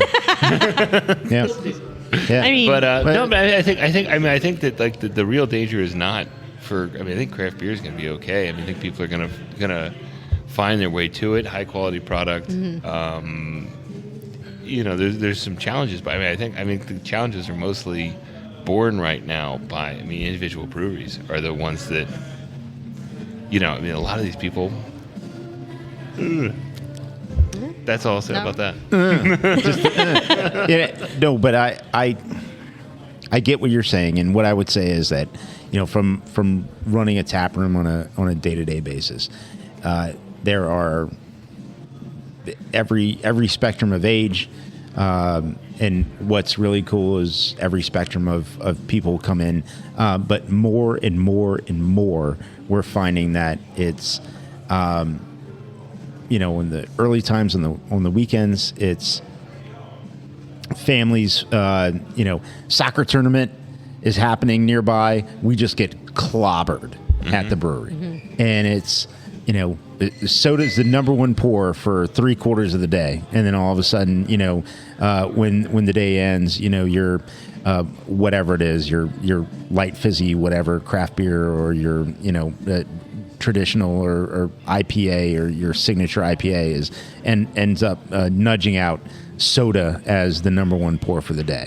So what it is these families with young kids are coming in, and it's a place to go and have an experience and food and drink and all this other stuff. But the other thing too is there's an acceptance there, right? You go to ABC restaurant. It doesn't matter what it is. ABC chain restaurant, it doesn't matter.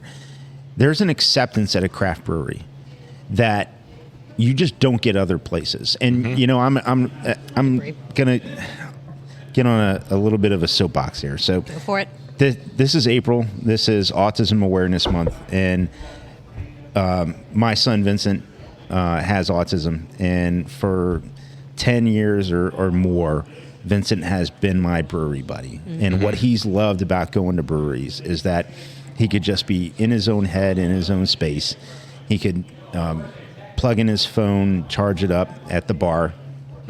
Or a lot of these breweries have spaces where you can plug in, because it wasn't necessarily their idea where, somebody with abilities or special abilities needed a place to plug in. It was more of a way to find a third space for people who, as an alternative to coffee, wanted to work. But it worked for him, and he would plug in and he would just zone out. He would just listen to his music or watch his videos, and he would have his soda. And I would have a beer, and we cheers when we get there, and I'd ask him if he's having a good time, and he loved it, and he wanted to have brewery merchandise to wear, and it was a safe space. It was a space that it was accepting. Now, today, You don't get that at Applebee's. you don't get that Don't get that at at Applebee's. Applebee's. No, not at all. And today, the place that I work at, we tapped a beer for Autism Month, Autism Oh, yeah. Awareness Month, Nice. that I worked with the production team, and it's a blueberry vanilla blonde. And for the month of April, there's a charitable aspect to it and all that, but it does go back to the fact that when we were talking about spaces and people and generations and finding craft beer and accepting and all this other stuff, they provide a space that is not like a chain restaurant. It's not like Applebee's. It's not like all these other places. Now, it also is that to a fault at some points, meaning if you've got soccer teams that show up and all of a sudden they bombard the kitchen with food orders because there's not a holding space. There's not a 30-minute wait. There's not a wait to be seated. You just show up and sit where you want, and then you place your order. Or stand where you want. Yeah. Or stand where you want, and you place your order, and then all of a sudden, order comes in, and it's like, all right, we've got enough orders now to where we're on an hour and 10-minute wait for food. Because we don't use a restaurant model to where we actually put you in a holding space so that we can actually seat you and get you serviced in a particular amount of time, right? But nonetheless, there's games, there's board games, there's skee ball. Like breweries have things, activities to help keep you engaged and involved for the most part until whatever it is, your food comes out and whatever. Long story short, the acceptance in craft has been there for a long time. And part of the identity in craft is that acceptance. And we're always working to build on that acceptance of everybody, no matter what that means, from the place where you're from, the origin of your where you come from, the color of your skin, the gender that you are, or the ability that you have. And that special place in craft doesn't exist in almost any other place in beverage or food. And so I'm going to step off.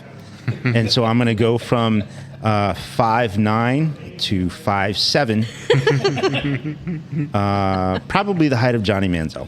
But anyway, Great episode of Crime and Sports. I about listened to him. it today. Phenomenal.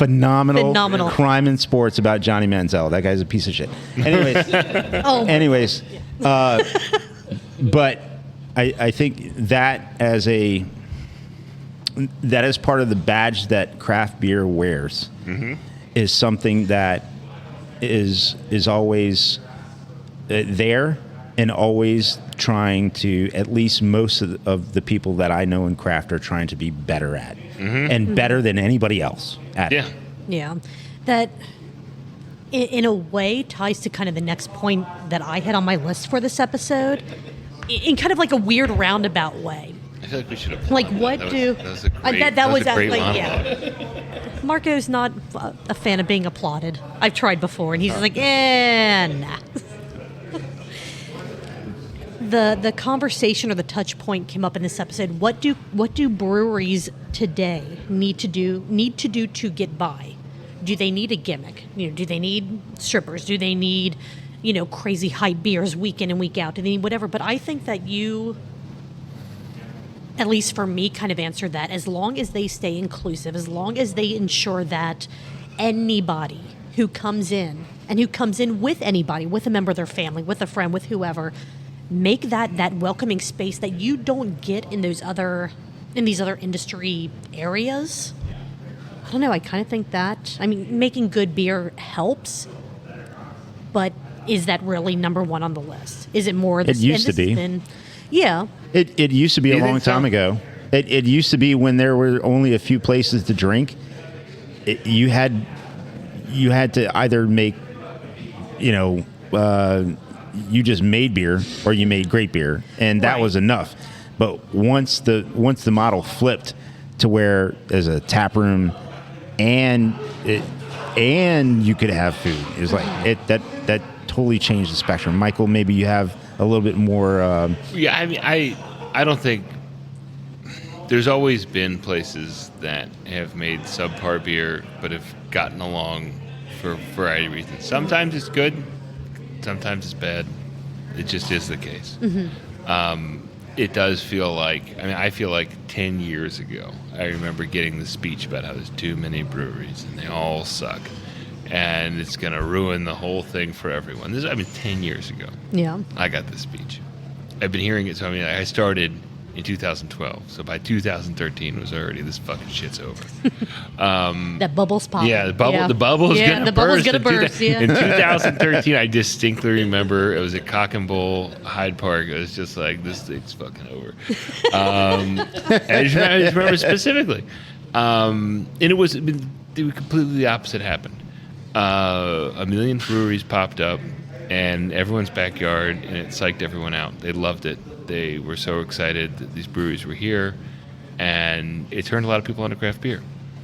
It is probably the case that breweries kept coming more than they needed to, with more money than they needed to, and that's going to be for everyone to figure out in the coming years. But the fact is, people always talk about like the bubble of the 90s and stuff like that, but whatever. Like, net brewery openings and closings were still flat. It was still flat. Like, it was this horrible bubble burst in the 90s. And look, I'm not saying that it's going to be flat going forward. It might end up in the negative. And it might have been in the negative by quite a bit.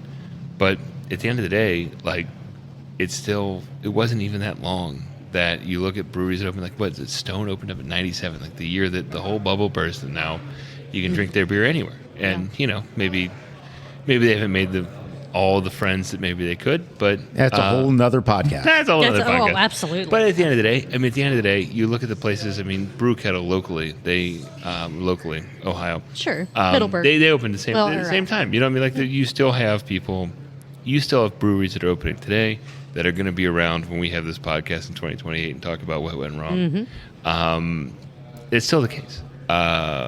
Again, I have my opinions about just exactly how many breweries make sense in the metro area and what they should be doing. But that's just my opinion, and you know what they say about opinions. Well, and when we put into some numbers perspective, I think there might have been prior to Prohibition, and maybe producer David can help me with this. I think there was 2,000 or 3,000 breweries that about yeah. And then today, just that have registered with the Craft Brewers Guild that are operating or in planning, it's over 10,000. Right. But when you look at some of those breweries, though, like even here in Cincinnati, like Christian Moorline was making what 300,000. Yeah, like, I was going to say 250. 300,000. Like an enormous amount. They were making more beer than anybody else in the city. They were bigger than Rheingeist, which is insane to think about. Like, is this supposed to make us feel better about the modern version? No, I'm just saying. Like, yes, there are definitely more breweries now, but I don't know that we're drinking more beer. We're just drinking beer in a different way. Like, I took your microphone. You can't talk. No, and the majority of them are producing less than 1,000 barrels a year. Yeah. That's the other thing to this, is that the majority of them at under 1,000 barrels a year, and in Cincinnati to only have one brewery that's producing over 100, and then only everybody is producing over 20,000. Yes, only one that's producing over 20,000. Yes, so Insane. that's kind of That's not true.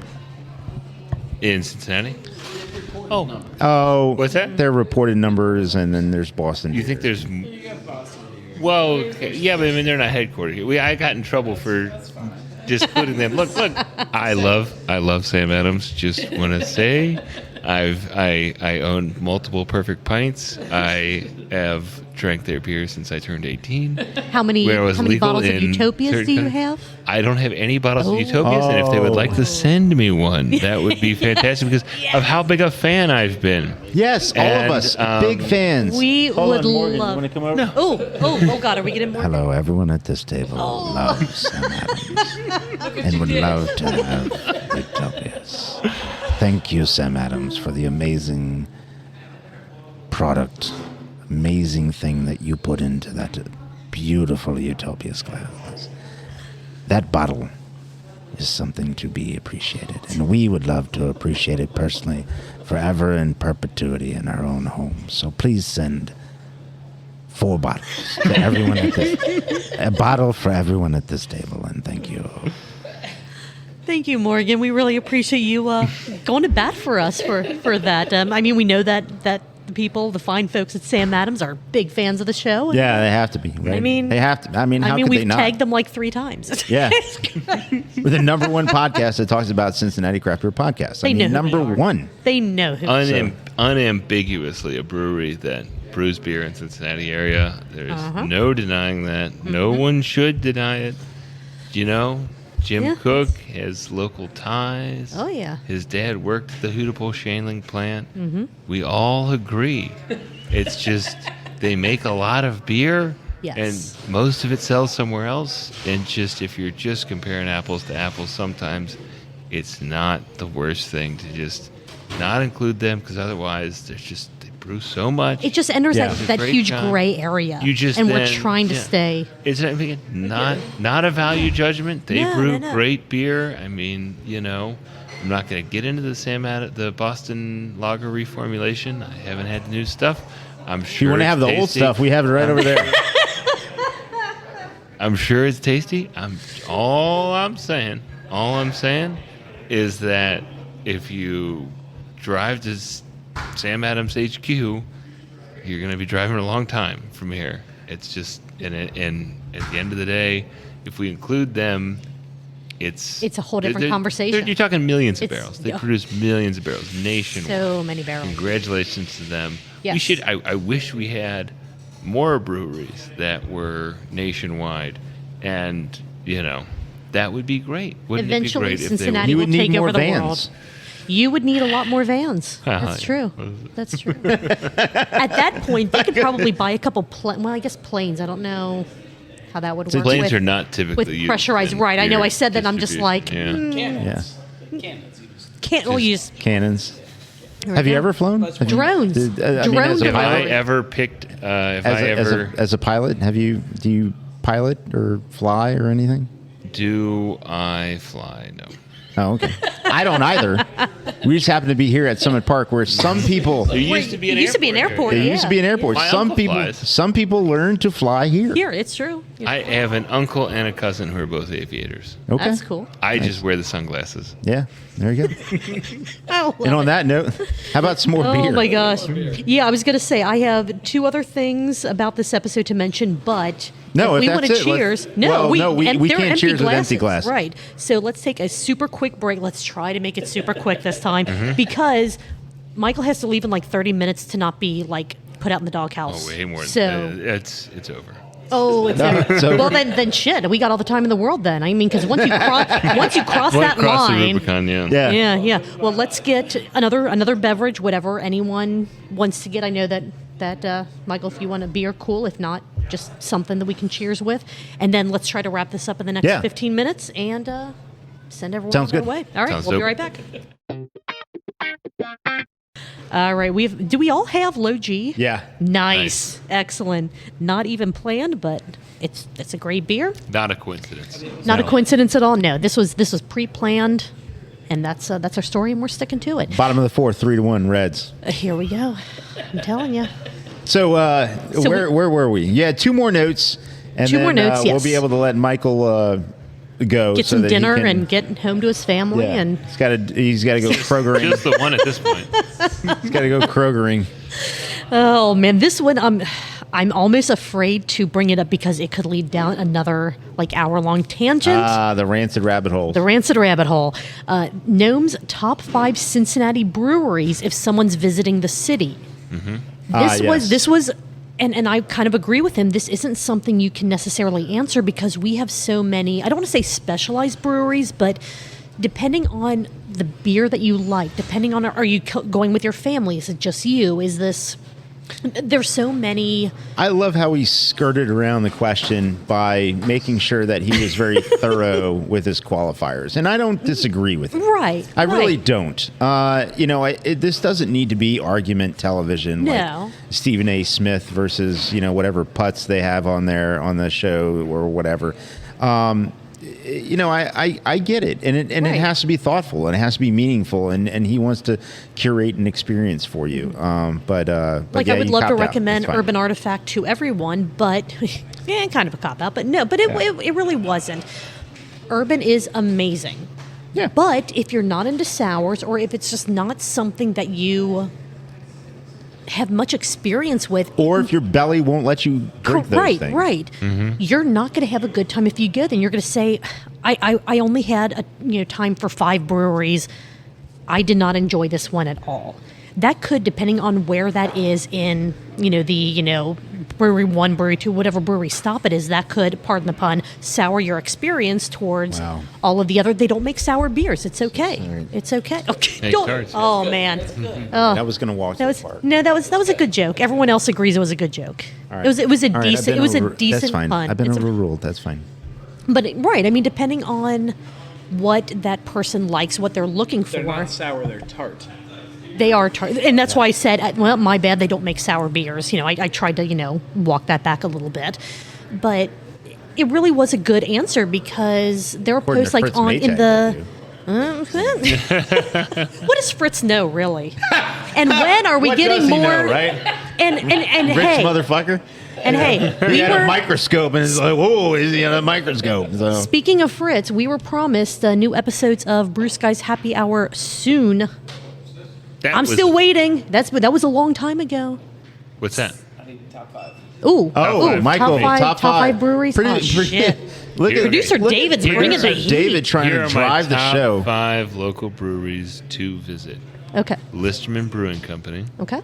Alexandria Brewing Company, Darkness Brewing Company, Darkness Brewing, not Darkness Brewing Company, Different place. Wooden Cask Brewing Company, York Street, and Wooden Cask, Newport. Ooh. All right. All Well, right. that's so weird, That was Michael. a copy. Yeah, that was a copy. That's so strange. All right. It's very interesting. Okay, so if we're excluding those, which we all agree are the top 5, if we're excluding those, which we're all agreeing, are Top the 5 that are places that you don't distribute. You can't include any place that you distribute. No, I Ooh, think it's okay. more fun. It's more fun for me. Yeah. Because I think it's actually fucking easy.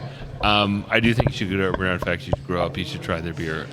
It's a Grow phenomenal up and brewery. try their beer. Oh, I love it. I love that. I That's good. fucking love it. I Fucking love deal that. with it. Just fucking Yeah, deal with it. yeah. You're on vacation. You're gonna. You don't have to have a whole pint. Just get, sample the. it, and you know what? They got guest taps. They're prepared for your pickiness. Okay, they're prepared. I love it. for- I love it. Yeah. Go to Rheingeist. They're an absolute fucking monster. It's a beer cathedral. Mm-hmm. They have fantastic beer. It's absolutely enormous. It's bigger on the inside. I love it. I'm they got- just- yeah, they got- Whoa. Hey now. They got a rooftop bar if it's open. You got to go to that. They got the cornhole. Go to Rheingeist, Diesel Pete's. Then I would say go to the 50 West Brewing Campus. It's absolutely fucking awesome. The tap room is you have to go there. It's a piece of Cincinnati history, Cincinnati brewing history. It's one of my favorite places I've ever been. You mean the one that they just reopened, the right? one that they just reopened. Yeah. Oh, the brew pub, not brew pub, the. yeah, sorry, Okay. brew pub, Okay. yeah. Okay. Trying to keep my lingo straight. But yeah, and then they got the burger bar, they got the production facility, definitely 50 West Brewing Company. And then if you've managed to not eat by now, you should go to Nine Giant, and they have phenomenal beer, probably some of the best beer in the city, I believe. Easily the most underrated brewery outside of the 5 I mentioned. have fantastic beer, have fantastic food. It's not a backhanded compliment. Their beer and food are A+. And it's in a cool neighborhood. A lot of cool stuff. Gaslight Cafe. I'm trying to think, actually. The neighborhood's changed a lot since I last been there. But it used to be a lot of cool stuff. Maybe there still is. And so then we're looking at number 5. Yeah. Number 5, that is tough. Because I feel like you could go in a lot of different directions. I feel like you almost like spin the wheel of beer and go to any number of. For number 5, I feel like you could do it any number of places. If I was going to, gun in my head, say, where should you go? Gut instinct. What is the first one that pops into your head? It may not necessarily be your 5th on your top 5, but what just pops into your head? Wait, if I was going to tell people, so you're basically now this is not the. That's what, true. not the What fifth, it's not the what 10th if number brewery. 5 was a tie between 3? No, I love that. He's like, no, I'm going to make a decision. No. I gave you the cop out, and you didn't take it, and I love that. No. I got to pick one. I will say as far as I feel like we've talked about a couple good ones too. You really could like. There's a lot of like. I could give someone like a top 5 list of what like the 5th best brewery to go to besides the first 5, and then after this one. But I will say, if you're what is the top 5 of your top 5? Top 5 for the 5th Yes. place in the top 5. I guess I'm trying to think. I'm sure I'm missing something. I would just say, fuck it. Go to the Lager House. It's a fun place. All right. They got some interesting stuff. Moorline Lager House? Beautiful Moorline Lager House, Yeah. yeah. It's got a beautiful view of the city. I actually was engaged right outside there, and we celebrated in the Moorline Lager House. No, it's a great piece of Cincinnati. You get some good Cincinnati brewery history, and they have some nice food. It's right. I mean, like the view you cannot beat. Mm-hmm. It's right by the Roebling Bridge. Yeah. I think I just pitched 10 fucking local You did. breweries. You did. I am, By the way, yeah, it's there you great. go. I know you're going to do the Flying Pig in some form or fashion. Mm-hmm. The last time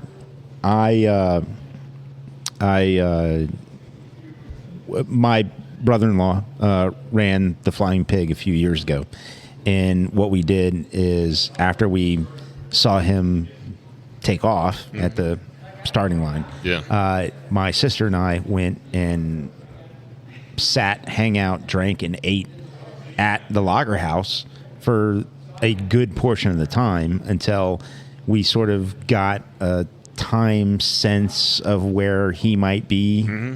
And so then we left and went. But they had a amazing a breakfast set up for that day, and they had a thing going on. So Doesn't the pig go by street side?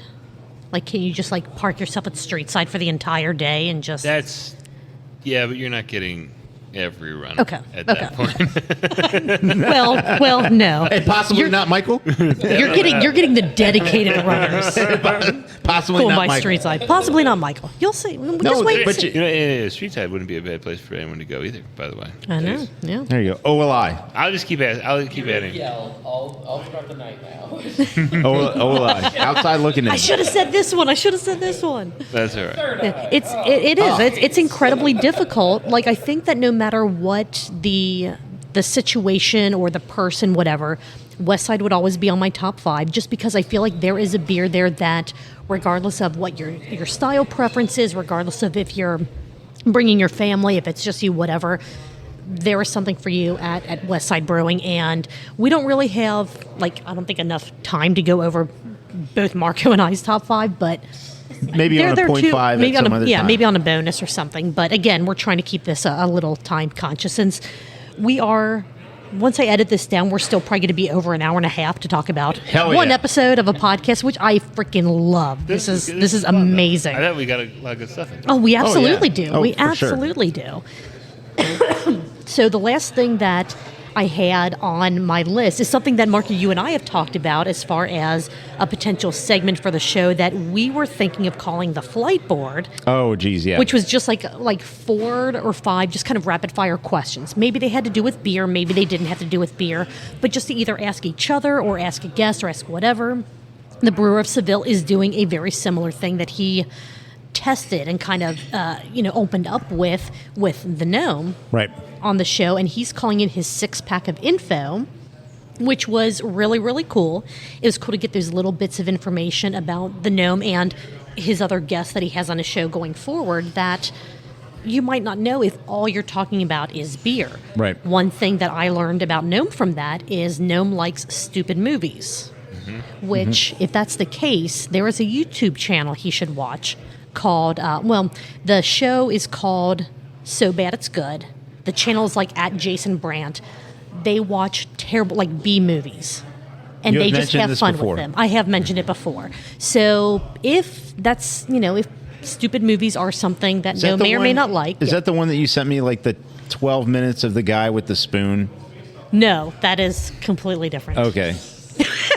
How completely different. That was a random internet. Oh, no, I know that was, the incredibly slow murder with the incredibly inefficient weapon. Yeah, that was not. I'm going to try to keep it fast here. Yes. Not that I'm the gnome, but I just feel some like guy. if the gnome was on a microphone, it's not that I like or he likes stupid movies. It's like he is stupid. So we need like the lowest common denominator. Like I need Okay. explosions, aliens. I just need he needs action. Like just some kind of So Independence Day would probably be perfect. one of Gnome's top 5 Perfect movie. movies. Perfect All right, movie. all right, there we go. All right, I'm glad that producer David kind of made up some insight on what he's movies able- the Gnome may or may not. The way he's able Like- to embody the gnome psyche. I know, it's so cool. That's why we have him produce our show for us. Because it's like, if we go, what would the Gnome do? He's just like, well, he'd probably do this. And we're like, holy shit, you're right. He probably would do that. And that's what makes this amazing. Those are all the notes that I had, that Marco had. Michael, was there anything else about this episode or anything in general that you want to throw out there still? While you still have time before you are, permanently in the doghouse again, because every time you're on our show, Yeah, it's the fun. 2 times, it's It's fun. I mentioned the location where I got engaged, and now we're going to know. And now we're gonna- know the location where I. this is where he's going to be sleeping tonight. Yeah. It's a great way to go. No, I mean honestly, episode was great. It was very fun. Wide-ranging topics. Fun to hear someone else's perspective of Cincinnati Craft, and always high quality to learn the origin stories of the gnome, and kind of run through a fairly wide-ranging podcast as far as craft beer goes. Just like I feel like we just now made one. I can't Yeah. wait to hear the recap of this Yeah. episode. Frankly, Oh, it'll be So, great. whatever. I don't know who. What We should show start recaps recapping our own shows. if we have a week where we do not have any podcasts, we should just pick a couple of our random episodes of ours and just go back. recap those. like- Oh my God, that's amazing. Is there anything you want to plug for Adena? I mean, I know that it's not We really got- we like got- we got a some big storefront, anything like that, but is there anything No. you want to share? Or No, we got some big stuff. tell me how I can get an Adena t-shirt. My God, I love the logo so freaking bad. I need to make there needs to be very badly needs to be a t-shirt run Yes. on Adena. We got some big stuff Yes. coming up. I think it's gonna be very fun. We nothing really announcing quite yet. But, Okay. Keep an eye out for honestly, big things. yeah, it's been great. I mean, I think we were just joking about the 18,000th invoice. Hell yeah, It's congratulations. just fucking insane. Like to think that 18,000 deliveries have been made, which isn't quite true because a lot of those some of those get deleted. Hey, And we did start. At It's our 7 truth on this show, so it is now your truth on this show. We did start at 18,000 1,001, plus. so that was so it's really like around, if you look at 17,000 invoices, 16,000. That's still absolutely amazing. Yeah. That's still amazing. It's insane. That's awesome. It's absolutely insane. We'll keep an eye on Adena Distributing Mm-hmm. pretty much everywhere, all social media platforms. Adena Beer. Adena Beer, yes. At Instagram, and I think Adena Distributing on Facebook. Awesome. Keep an eye out. Check them out. You'll see what they're bringing into Cincinnati. So many amazing breweries, both local and non-local, that Yeah. you have been able to get to multiple places in the Cincinnati area. We can't thank you enough for being on the show. I can't thank you guys Absolutely enough for having me. love Thank it. you, Michael. Any Tuesday that you decide you don't want to... Always. Yeah, any Tuesday that you decide you want to get in trouble with the family, you know where to find us. Exactly. Yeah, we were joking, but We're- I did get permission, so Okay. I should be. I had to get permission my first time. Yeah. And we Yeah. figured it out from there. It's great. Well, Michael, thank you so much. Julia, Marco. what are you doing next? No. Tuesday? We're not. We still we're have not- housekeeping to do. Oh, let's go. I forgot the big thing last week. We're not going to forget Oh, okay. this No. other Yeah, thing you're right. this week. You're right. Yes. You're right. If you enjoyed this show, which I'm sure The you did, housekeeping. because Got Michael and producer David always make our shows just like 12 on a scale of 1 to 10. Right. Absolutely love it. Kick it up. If you liked this, please follow, like, share, subscribe, review, all that good stuff. Give us 5 stars wherever you possibly can. Follow us on social media. We are at Truth Beer Pod everywhere. If there's something you don't like about the show, at Raging Hop on Twitter, go ahead and send him all those freaking complaints, and he may or may not let us know about them. We haven't gotten any in a while, but you never know. You never know. If you want to send us an email, truthbeerpod@gmail.com. And if you would like to monetarily support the show as a one-time donation or become a Patreon subscriber and get some exclusive content, which we have an idea for a video that we are going to do next week to put up on Patreon because I know we slacked off last month. We apologize. Truthbeerpod.com. All of our links are up at the top of the page. Other than that, Marco, Julia, what are you going to be doing next Tuesday?